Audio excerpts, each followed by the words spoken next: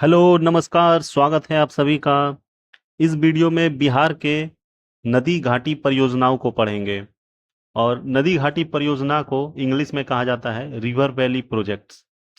इस परियोजनाओं का मुख्य उद्देश्य होता है कि बाढ़ नियंत्रण करना, सिंचाई प्रबंधन, जल संरक्षण, पर्यटन, परिवहन और ऊर्जा उत्पादन। बिहार में 3 बहुउद्देशीय परियोजनाओं का निर्माण किया गया था, जो कि पहला है सोन नदी पे, दूसरा है गंडक नदी, तीसरा है कोसी नदी। पहले पढ़ते हैं सोन बहुउद्देशीय परियोजना को। सोन नदी परियोजना का निर्माण 1874 ईस्वी में डेहरी, जो कि रोहतास डिस्ट्रिक्ट में किया गया था। यह बहुउद्देशीय नदी परियोजना बिहार की सबसे पुरानी एवं प्रथम नदी घाटी परियोजना है। डेहरी में बारून के पास सोन नदी पर बांध बनाकर 2 नहरें दोनों किनारे से निकाली गई। पहला है पूर्वी सोन नहर, दूसरा है पश्चिमी सोन नहर। पूर्वी सोन नहर जो है, इससे औरंगाबाद, गया, जहानाबाद, अरवल और पटना तक सिंचाई की जाती है। और दूसरा जो है पश्चिमी सोन नहर, इस नहर से रोहतास, कैमूर, बक्सर, भोजपुर आदि जिलों में इससे सिंचाई की जाती है। सोन नदी पर 2 जल विद्युत केंद्र, डेहरी जल विद्युत केंद्र जो कि 6.6 मेगावाट तथा बारून जल विद्युत केंद्र जो कि 3.3 मेगावाट स्थापित किए गए हैं। अगला है गंडक बहुउद्देशीय परियोजना। गंडक बहुउद्देशीय परियोजना भारत एवं नेपाल की संयुक्त परियोजना है। इसका लाभ बिहार, उत्तर प्रदेश, नेपाल को मिलता है। गंडक परियोजना के लिए 1959 ईस्वी में नेपाल के साथ समझौता हुआ।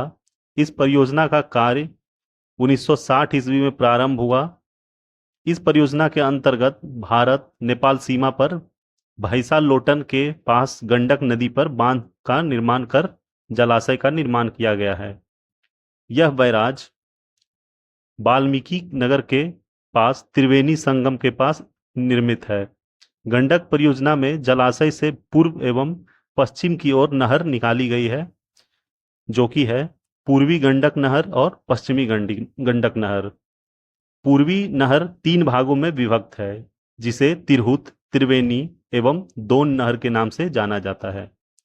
तिरहुत, त्रिवेणी एवं दोन नहर से पश्चिमी चंपारण, पूर्वी चंपारण, मुजफ्फरपुर, वैशाली आदि जिला में सिंचाई की जाती है। और पश्चिमी नहर जलाशय से नेपाल होकर निकलती है।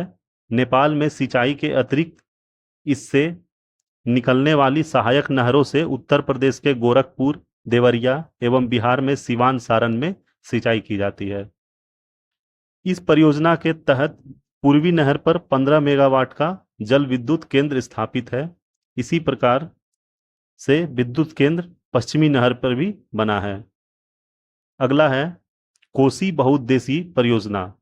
कोसी बहुउद्देशीय परियोजना भारत एवं नेपाल की संयुक्त परियोजना है। इस परियोजना की स्थापना 1953 ईस्वी में की गई थी। यह परियोजना 1954 ईस्वी में लागू हुई। इस परियोजना के तहत हनुमान नगर बांध बनाकर नेपाल में जलाशय का निर्माण किया गया। यह परियोजना 1965 ईस्वी में पूर्ण रूप से तैयार हुई थी। कोसी पर निर्मित जलाशय से पूर्व एवं पश्चिम की ओर नहरों का निर्माण किया गया है। पहला है पूर्वी कोसी नहर और दूसरा पश्चिमी कोसी नहर। पूर्वी कोसी नहर से अररिया, सुपौल एवं पूर्णिया आदि में सिंचाई होती है।